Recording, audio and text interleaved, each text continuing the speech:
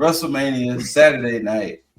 The show opens up with Rhea Ripley taking on Becky Lynch for the Women's World Championship. Of course, Rhea won the championship from Charlotte last year.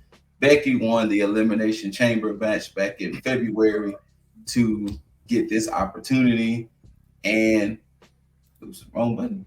And those ladies went out there and had them a match. It was not a bad match at all. No.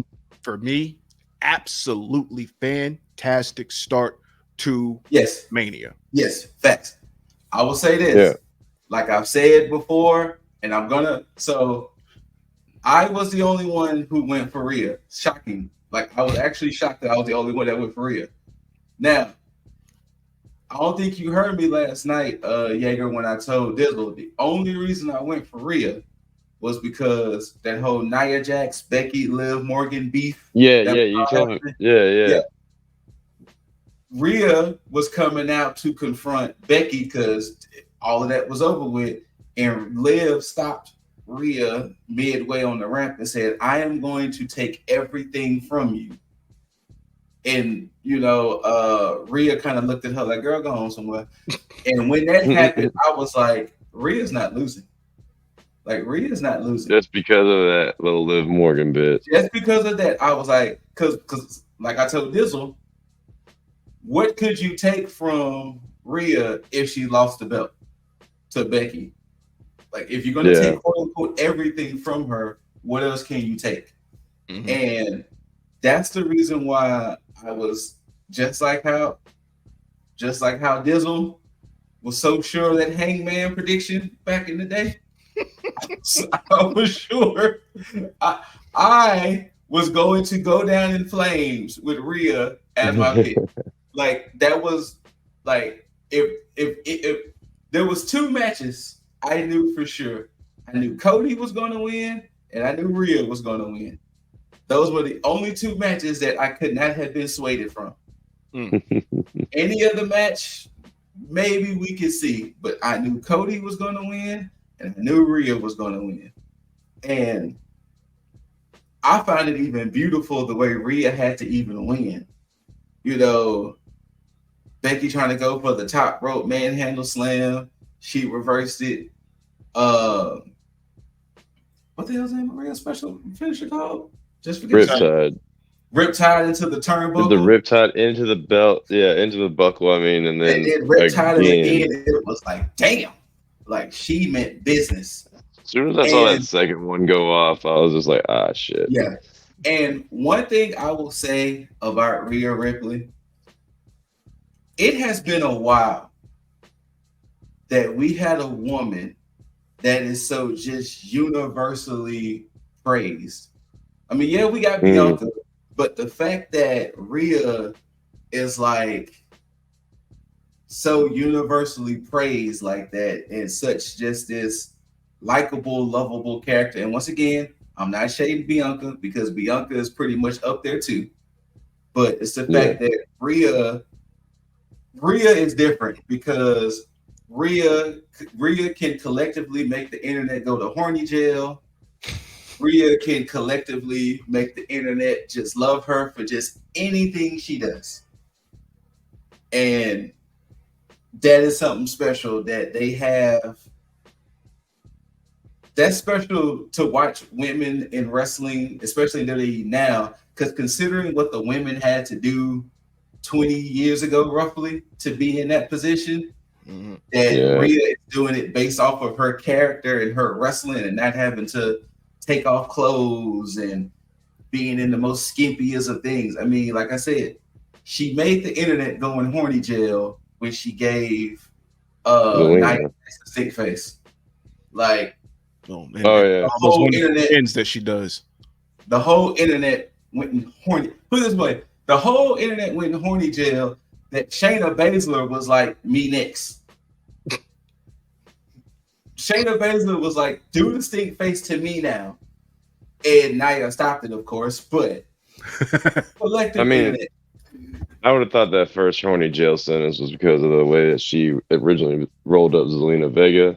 I mean, of course. I mean, yeah. I mean, her riptide pins, yes, horny jail. To add on to your point, I don't think I've seen a woman this dominant and so universally liked, and again, the straight sentence is to horny jail since China.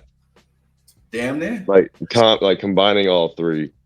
But even China had to go through a point where people didn't really fuck with her like that too, though. That's true too. And see, here's the thing: previous bookers of WWE. This is how you book. This is how you book a dominant female, not how you force feed us Charlotte. You see how you had Bianca had a long reign. You see how Rhea had a long. It didn't even feel like Rhea was champion since last year. It did not feel like it. It didn't. I was like, oh shit, she did win that belt and have not lost it since. Yep. You see me complaining? Absolutely not. Don't do that shit no more. I agree.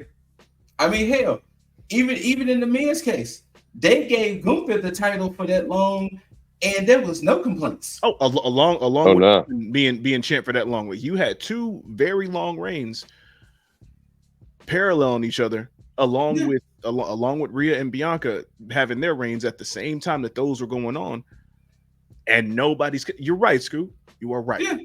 Yeah. Because, like you said, it's booked correctly. It's not force fed. It makes sense. It made sense in all of it. Yeah. And I enjoyed the match. I'm waiting to see if Becky is gonna take some time off. We'll get to why potentially, but I want to see if Becky might take some time off and kind of take some time, go be a mom for a while, enjoy the book success, get a much needed vacation.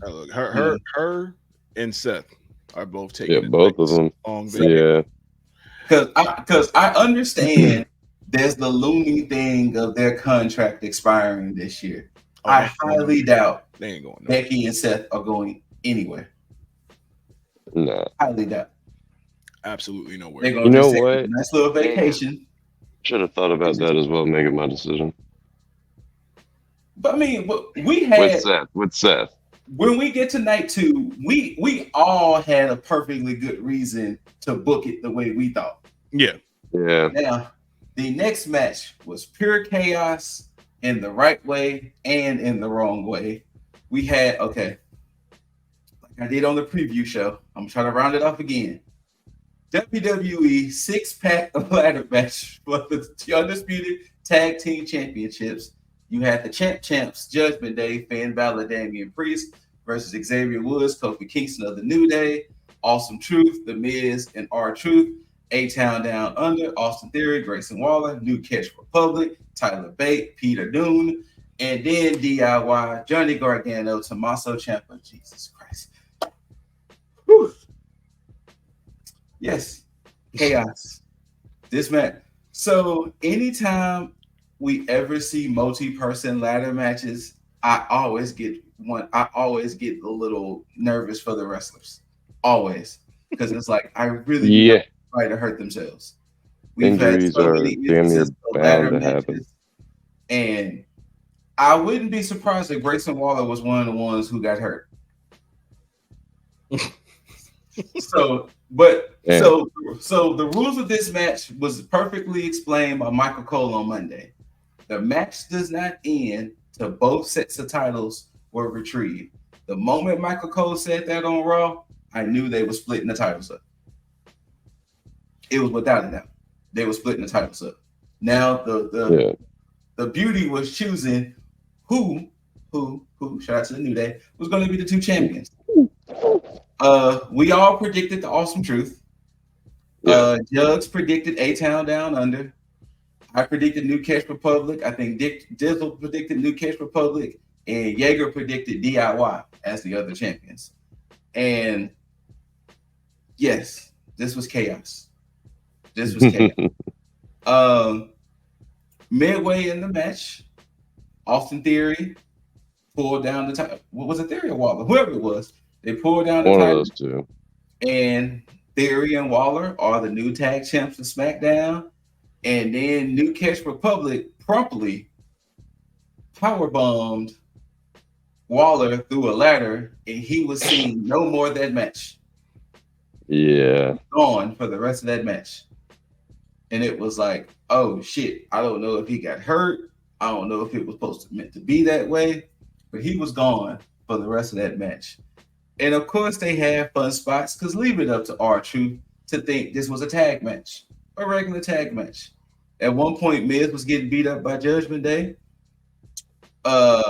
Truth was on the corner wanting a hot tag. Miz gave him a hot tag, and boom, they get to fight. They get the fight, and it was like it even Truth hits the AA, he hits the 5-knuckle shuffle, 1, 2, 3, and it was like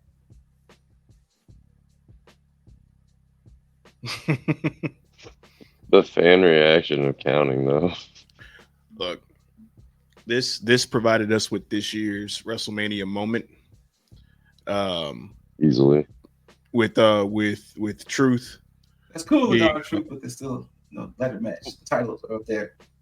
And it was like it was about to give way. I think the ref was trying to warn Priest that, the ladder was a little messed up. The Priest was like, fuck that, I ain't losing my belts. Yeah, that was such an awkward moment. It was a very awkward moment. Very awkward. Yeah. But go ahead. No, go ahead, Scoot. So Miz and Priest fought off, blah, blah, blah. Things happened. They eventually swapped ladders. And then the match ended with Truth grabbing the belts. And it was funny because he was legitimately fiddling with the thing. And it was like, Truth, what you doing? Truth, what you doing? And eventually, like, come on, bro. Carabiner. And then he eventually, boom, Awesome Truth are the Raw Tag Champs. Which was funny because they the ones who got the celebration, as if Theory and Waller did, get titles either. Didn't also win. Yeah. So it was funny that Awesome Truth had the whole celebration of everything. But yeah. Could be some truth to him being injured then by that indicator. They didn't really zoom in on them or anything, did they? Waller and Theory? Like after the match or anything? I don't remember. I think it literally I don't remember either. And it was Awesome Truth on the ladder celebrating. Yeah, my my only gripe about this match, because the match was fantastic in my opinion. My only gripe is that there was no callback to R-Truth having a fear of ladders and heights. Right. And that was a perfect moment for Michael Cole to be like, he overcame, because the way he climbed ladders, like, because I was waiting. I was like, please just show that he's scared or do something. And they never did. And I was like, fuck, y'all missed it. They could have got like a mini ladder, been like, yeah, this is good enough, and like trying to get it. Something. They should have done something, but it's fine. I mean, either way, Truth got his dues. And I would actually love just at one point throughout Priest's reign that Truth gets a WWE Championship title match, even if it's on Raw or something. Let him be a Money in the Bank winner. Let him get it out like that. I don't know if they're gonna do that. I would love it, because it would be an absolute failed cash in for Truth. I don't know if it'll necessarily be a failed cash in. I think they push it. I think what will happen, in all honesty, in Truth format, I think he would cash in, and it'll be a situation. So when I was watching, I think it was a Cody Rhodes documentary or something. Remember that time when Cody Rhodes had knocked out Big Show with the brass knucks? Oh, and Big Show fell on Cody to win the IC title. I think it'll be some shit like that, to where Priest could be down or something, and somebody jump him, and then he just falls out on Priest, and the ref is like, "Hey," and they'll be like, "Oh shit!" Like, I think it'll be something wild like that. Okay. I think it'll be something batshit crazy like that for R-Truth. Granted, yeah, he might only truly have it for like a week or two, but I can see something batshit crazy. Yeah. Like that happening. I don't see him going longer than a month with it if he gets it. But we shall see. But yeah, congrats to A-Town Down Under. Hopefully nobody is hurt. I haven't heard any reports of anybody being hurt. And also congrats to the Awesome Truth. And once again, we'll see how this plays out come Monday. The next match, I have the original graphic for it, but this match was probably the most throwaway match to me in all of WrestleMania. This is the original iteration. It was supposed to be Rey Mysterio and Dragon Lee, who got jumped on SmackDown, and he was replaced by Andrade versus Dominic and Santos. Next match. Why the hell? I mean, yeah, but like, why even? Andrade is just too good of a heel. Like, why are we wasting him going face and saving Ray? Like, if you really wanted to just like keep this storyline in check, you could have had Carlito pick up for Dragon Lee. And also, why are we snubbing Dragon Lee again on things? He might be hurt for real at this point or something. Okay. I don't know, but you're right. They keep snubbing Dragon Lee for reasons. Look, so man, my whole issue with this is that I'm gonna say for me, but I'm just gonna say fuck it and say it for everybody in the world, that this was possibly the worst way that you could have booked this match in any like if you just line up all the ways you could have booked this match, they went and chose the one at the bottom of the fucking list and said, we're gonna do this shit. Because nothing absolutely made any sense. The way that I thought this shit was going, because I was like, okay, Dragon Lee got hurt. All right, clearly it had to be Andrade that did the shit. Andrade is gonna come in here with Ray. He gonna double cross Ray. They gonna whoop up on Ray, beat down the LWO. Dom about to get his win back from last year. And then you about to have everybody standing tall as this new Latin faction. Look at it. The whole that time, or even Carlito being the guy to betray it. Oh, okay. The whole time, this match should have been a 8-person tag. It should have been Legado versus LWO the whole time. They were dressed to go anyway. Like, what the fuck? It should have been Electra, Santos. They could have slotted in Dominic if they want. Even if they wanted to make it 10 on 10. I mean 5 on 5. I mean, it should have been Electra, Santos, Dom, Berto. Which why didn't they name that man Berto? Why didn't they name that man Berto? They couldn't keep the Umberto. They had to just Berto. Well, Berto and Angel versus the team of Ray, Zelina, Joaquin, Cruz, and Carlito or Dragon, whomever. Andrade could have stayed smooth away from this the whole time. Absolutely. Smooth away. Yeah. But this whole time, it should have either been 5 on 5 or 4 on 4. Because especially with them even slotting in Dominic and all of this, it was like, okay, well, obviously Dom was going to get his dub back. No.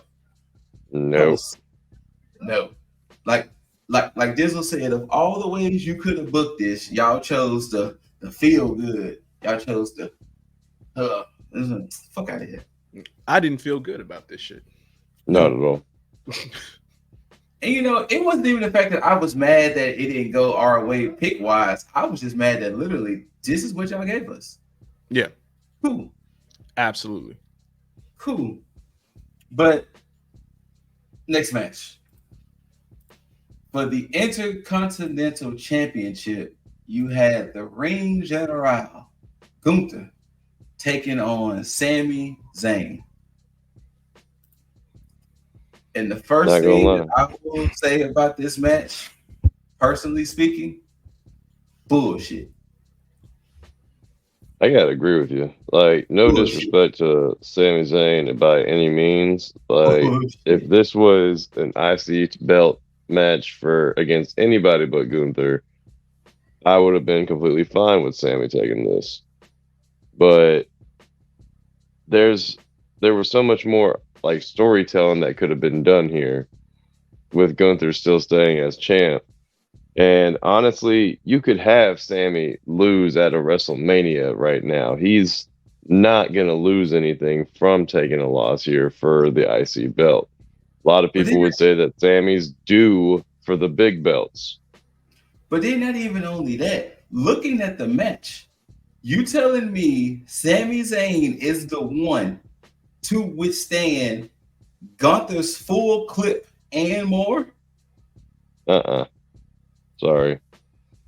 For Gunther, for Zayn to come back and hit, his corner brain buster that he hadn't hit since he was El Generico, and hit him with 2 haluva kicks, and that was it?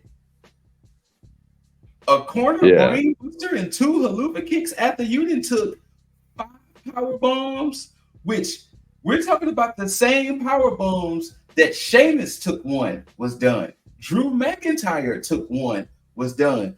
But Zayn can take 5. He could take 3 splashes, and he was able to recover. The eternal underdog. He was able to recover from all of that and still win? Get the fuck out of here. Get the fuck out of here. Don't get me wrong. I have nothing against Zayn. I've always cherished Zayn. The way this was booked, this reminded me how that shit was last year. Because if you remember last year, Usos threw the full clip and more at Zayn, and Zayn was the one to win because Owens was taken out. And it was like, they booking Sami Zayn to be durable as fuck. They did. Now, the fallout from this match had your boy Dizzle with a great theory, if he would like to share said theory with the class. Yeah. I have to just say what I got to say about this match for one. Oh, go ahead. The match was fine. It was fine up until the last 10 minutes. I want to call back to what Trips said at the press conference about Sami Zayn being able to pull that emotion. Oh, the emotion, yeah. And where I will agree with that's perfectly fine. I feel that emotion at this point in time was misplaced, and I think just like Sammy said, or just like Jaeger said, because they don't think I'm thinking I'm talking to Sami Zayn. Just like Jaeger said, it's for the world title. Right now, you have 2 world championships. Sami Zayn is easily slotted into that picture right now. And since he has not won the big one, you already have pulled that emotion against Roman, and you didn't pull the trigger on him winning. Right now, it is the perfect landscape for anybody to be able to take this championship. So my thing is, why is it that you waste an opportunity to build somebody who has not been in the spotlight and waste it on somebody that you have continuously had, regardless, even if they haven't won the big one?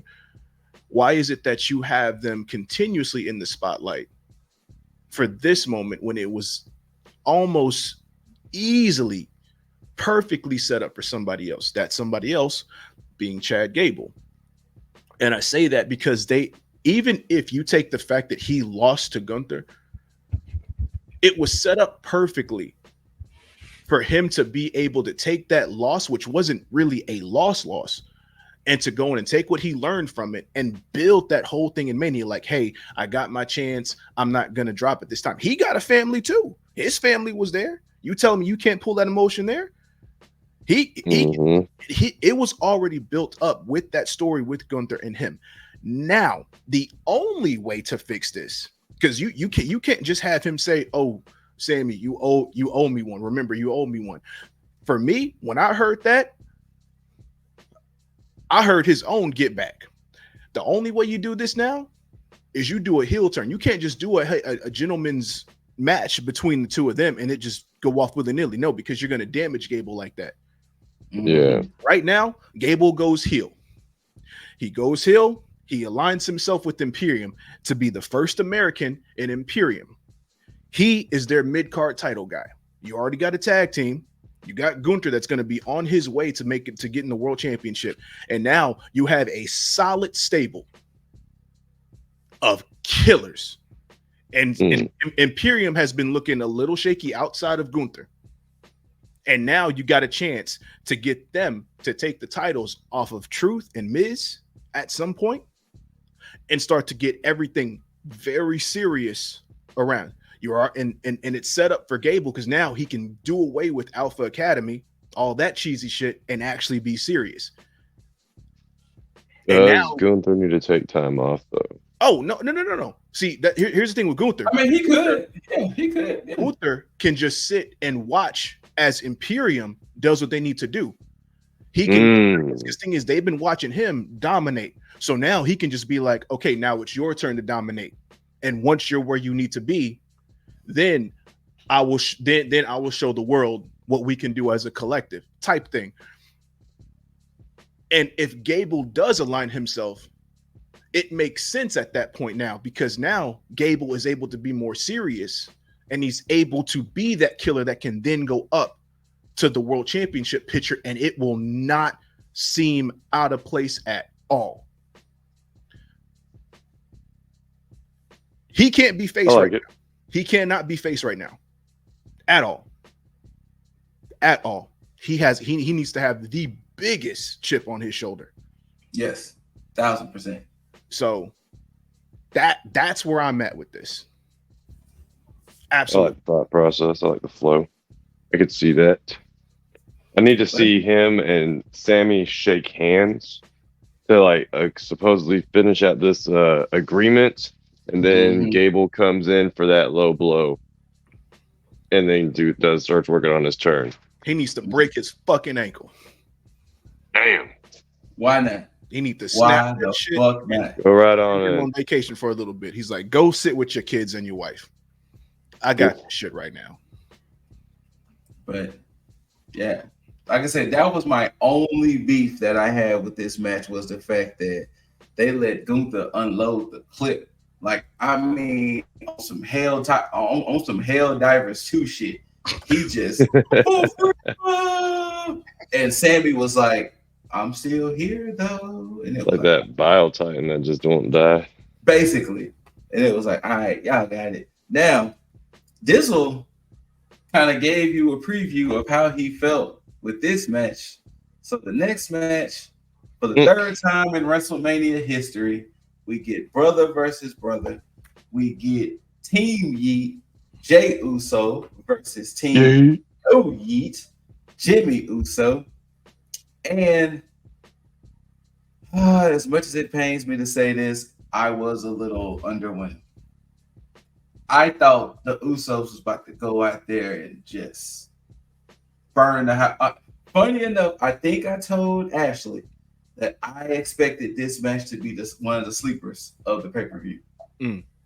I did say, because I thought they was about to go out there and just quote unquote unload the clip like I've been using on each other. But once again, I think it was one of y'all that said it about it's kind of hard when each of them got the same damn moveset.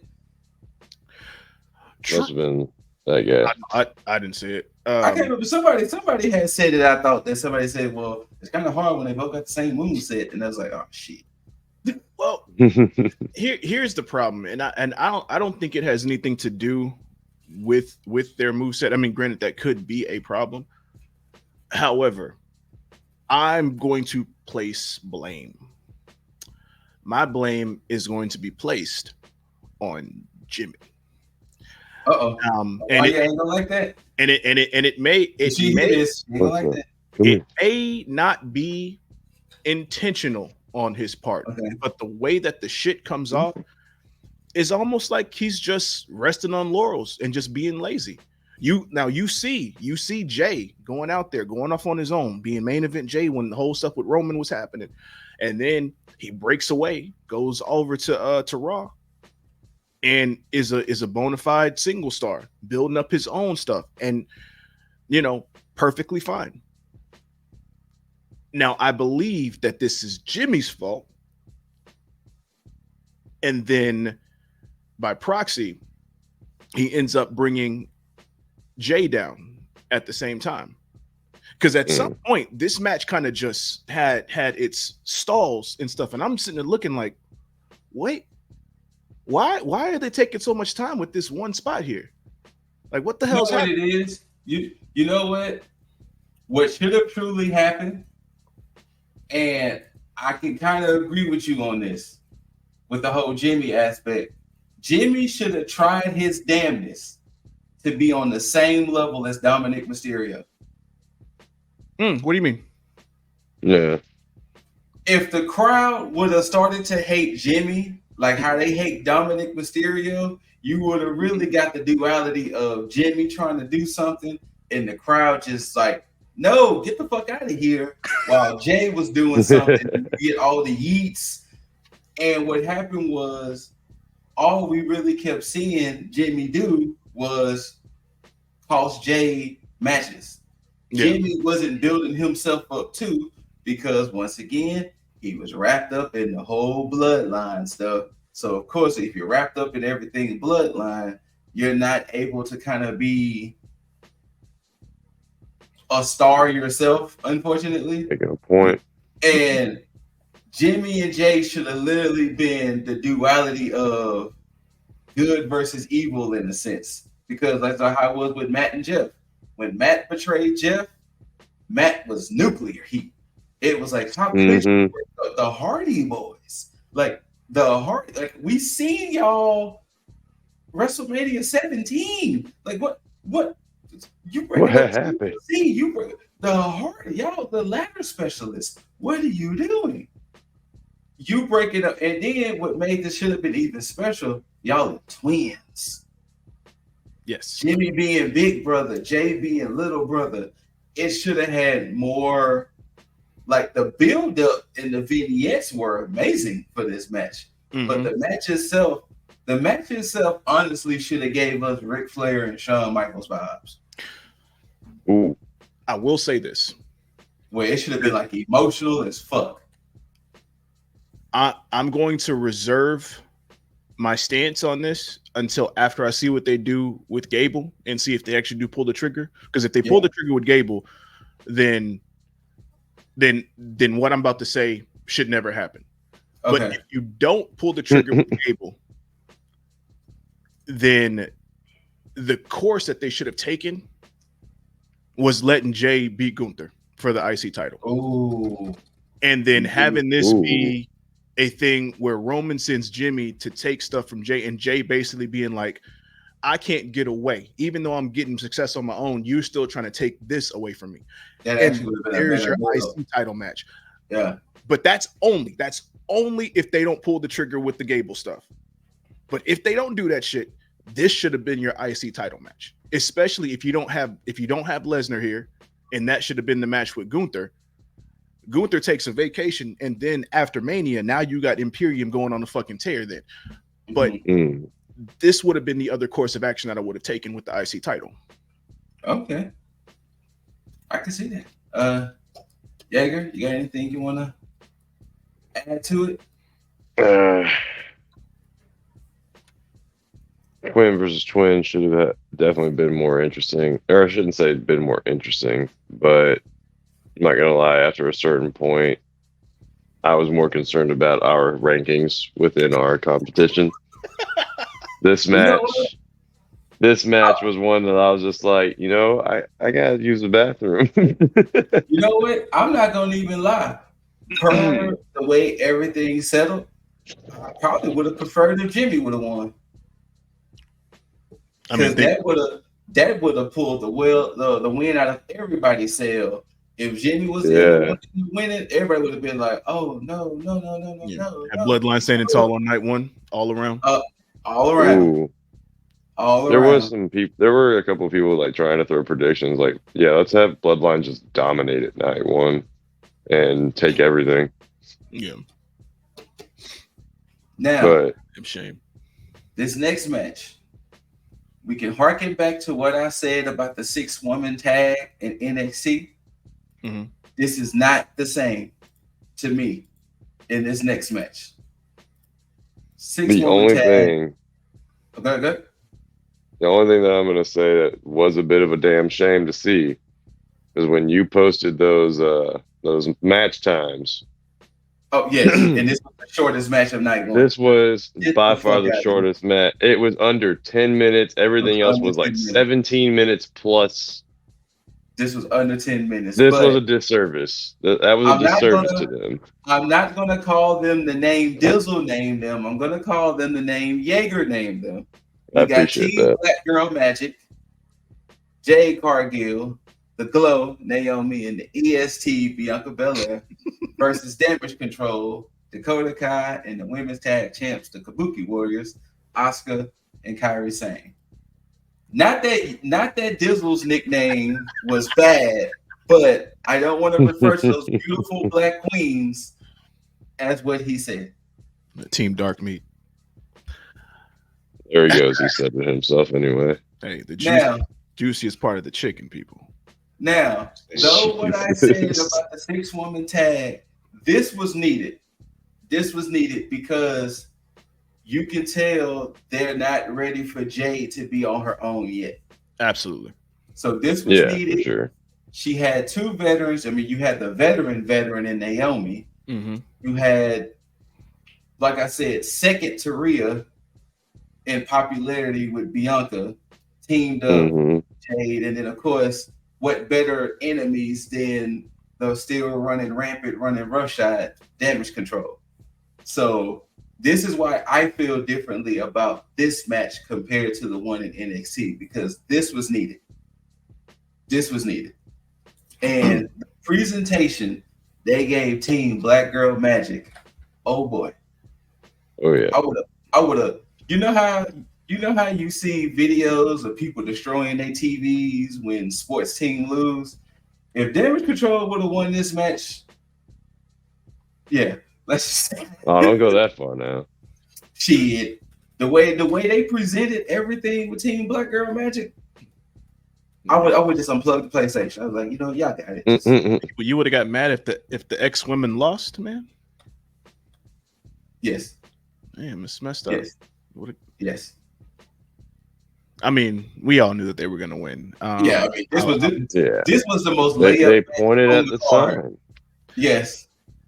This match was the most layup match literally on the card. I mean, granted, Damage Control did look like they came to play, because when that entrance hit and I saw Dakota Kai. Dakota, hey, look here. I was telling Aranya a while back, there is something about WWE women, because it started at NXT kind of. Actually, I have it on both. It's something about when them good guys go bad guys. When the women go from face to heel, it's like a layer of just sexy and beautiful. Because when Dakota betrayed Tegan, sorry, Dizzle, when Dakota had betrayed Tegan back in the day and she became heel, it was like, wait, this ain't the same Dakota, y'all. Like Bailey went from smiley, happy, I'm a hugger, to the role model. It's like, wait, this ain't the same Bailey, y'all. wait. Did your ass get bigger, Bailey? Like, this ain't the same. It is something about them women when they go from face to heel. It's just like, wait. You're forgetting. Kairi Sane wouldn't have had wore her hair the way she was wearing her hair when she was a good guy. It was like, wait, this ain't the Pirate Princess, y'all. Like wait. You cannot be mad at the Pirate Princess. That shit was looking great. Listen, I would never. It was like, wait. I would never. Face or heel, she was doing it right. Or heel. I mean, Oscar does it for me whether she face or heel, regardless. But facts. I mean, the face paint she had last night, the night before on Saturday, kind of scared me a little bit. I mean, Oscar's a scary woman. They call her the murder clown for a reason. You know what? Oh yeah, another good point on the face going heel. Rhea. That blonde look to this mommy. The whole internet damn near has a life sentence in horny jail because of that. But this match, once again, it was a layup. It was to show off Jade. And there's nothing you could take away from Damage Control because they went out there knowing what they had to do. Like this wasn't meant for Damage Control to truly give a good fight. Because like even look at the build of Team Black Girl Magic. Like look at the way Team Black Girl Magic is built compared to Damage Control. It was that's not right. Look, one's a strength build, the other one's a speed build. All right, that is true. But when you got literal Storm, yeah, you got the EST, yeah, and we all know what Naomi got.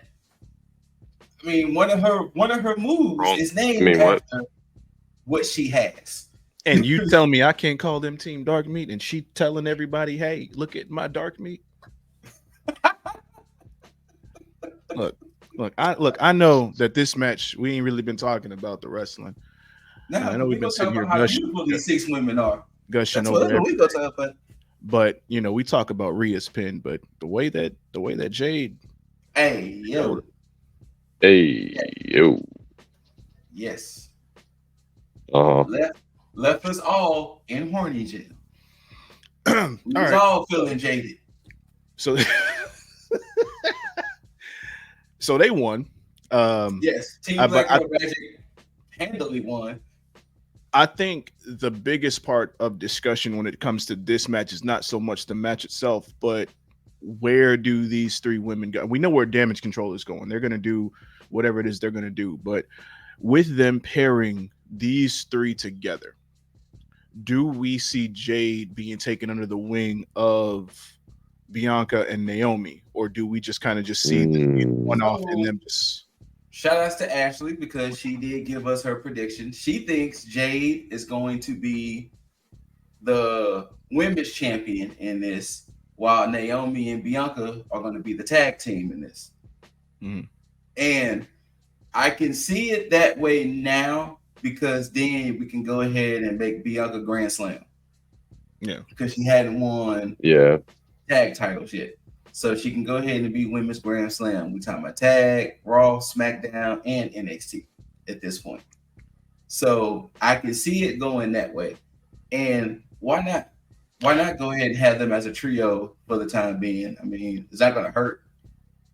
I will tell you. Have them as the women version of New Day. Why not? Listening to you now. To you now.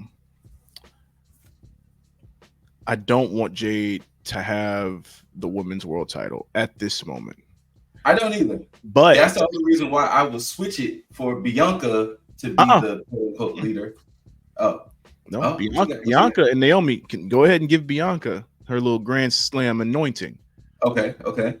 But there's still a singles title out there ready for Jade. The Women's North American Championship. Oh, NXT, you're right. That's actually not a bad option to go there either. Because she can still be on SmackDown. And she can go over there and handle business. Dom did it. Dom did it with the North American Championship, so that was actually not a bad idea. That way, she can use NXT to get her quote-unquote feet wet. And then eventually, when she loses it, it's like, all right, you ready now. You're good now. So that's actually not a bad idea either. And see, this would be it's a little too poetic too, because she was a TV champ for AEW. There you go. And so let me ask y'all this, because this is going to kind of spin off. So she did do an interview. We're talking about Jade Cargill, and she was asked, do you feel you was wasted where you were at? And she said yes. And Ashley asked me about this, and I told her absolutely. I said, other than Cargill having her first match with Shaq, Cody, and Brandy, who did she truly fight that was noticeable other than Nyla Rose? She didn't get a chance to not even sniff at the Women's World Championship before the TBS, and she was undefeated.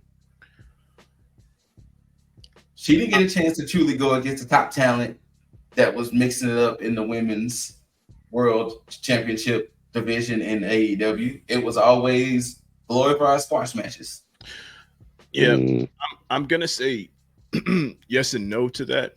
Mm-hmm. I'm only saying it because I do agree that she was wasted because she was not being able to. I mean, we weren't able to see what she could do against the upper echelon of women's talent up there.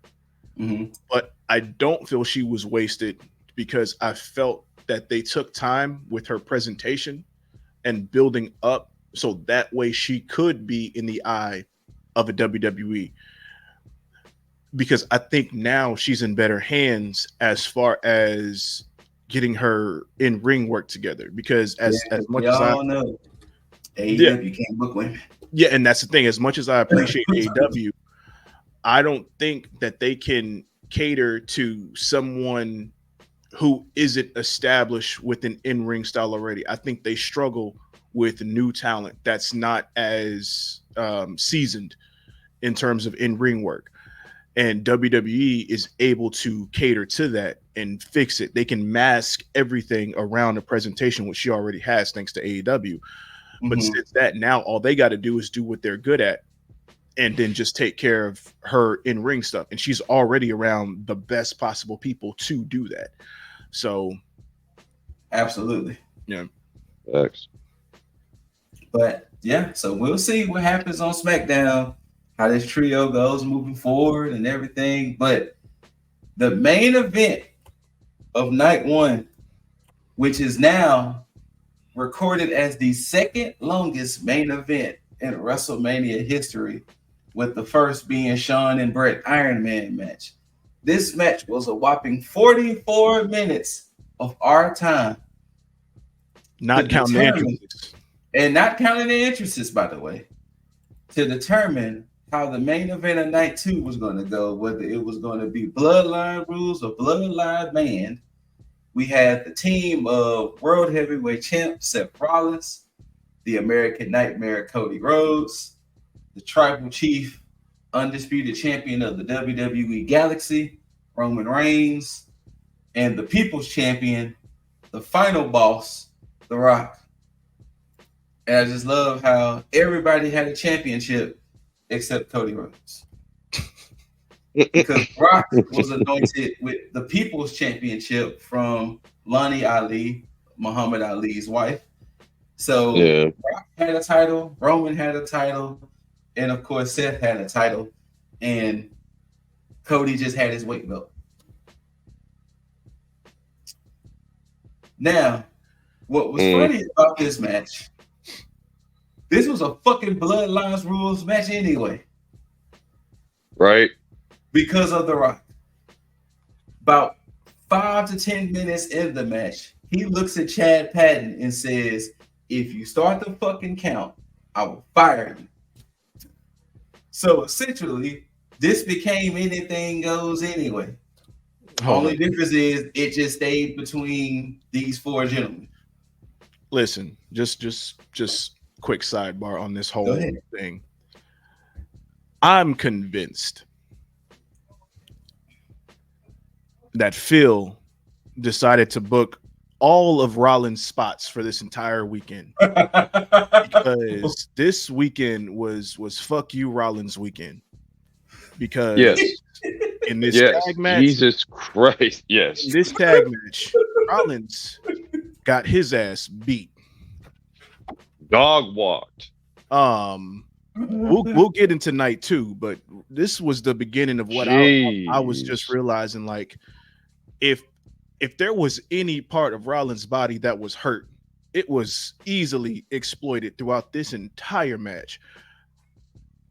I was hoping that they was gonna pull out another back for him from somewhere to attach to him, because his back, as far as I'm concerned, was done. Or he would get another leg replacement or something. Something. What are you talking about, man? Seth Rollins only got hurt in the everywhere. Like, I think his name hurts. Like I think his name hurts. This man went through it night one. Yes. He went through it. And then, of course, we get spots of the Mama Rose. Rock trying to beat with the belt, and it was a lot. This match was a lot because I had to go back and watch it again, and this was a lot. Like a lot. It didn't even need to be. It really didn't. For 44 this didn't minutes, have to be a 44-minute match. Nah. No. This was a lot. And you know, of course, we'll get into night 2, but this match hurt the main event for me for night 2. Oh yeah. Oh, absolutely. Because once again, it became Bloodline rules itself. More so than night 2. Everything that happened in this match, I felt should have been included in night 2. Yeah. Yeah. Because there was way more destructive spots. Like if this was the case, if you were going to do night 2 main event like you did it, you should have just had Rollins and Cody win. At that rate. And then had Roman and Cody have a straight up match with nobody. I mean, at this point, it's weird to say that if night 2 is going to be as heavy of a bloodline match as it was, it should have had way more shenanigans, and that should have been your 44-minute match. I can agree with that. I can agree with that. I can 1000% agree with that take that I would rather last night's match been all the shenanigans in 40-something minutes rather than this 40-something minute match, because it was like, and no offense to Dwayne, no offense to the final boss, but it wasn't like he was in there going like he was 20-something years ago. And thinking about it now, I think that there should have been a regular tag match with Rock just asserting his authority with the ref, like still being sneaky, doing shit like that, and then just that way making it seem extremely unfair. Yes. And then, you know, and then having them losing and saving all those big spots that they did for night 2, because you could have still had Rock be integrated into night 2 instead of having him go full on night 1. He could have wrestled a little bit. It was bloodline rules. Yeah, and done all the spots then, especially if you're going to keep him heel up to that point. If you weren't going to have him screw over Roman, you should have just easily just had him integrated into the match with everything else. So I can agree. But for all the talking, if you didn't get it, the Bloodline wins. They won very emphatically and very almost handily, if we really being honest. And Roman gets the dub. We get another Cody dejected picture. Yeah. As Cody was looking like, oh no, what's gonna happen? They were just defeated. That's it. So now Bloodline rules will go into effect for the title picture Sunday night. Dollars make a way to make a change. Gotta be insane to make them same mistakes again. So I'm switching lane to lane. Pray the curb don't scrape.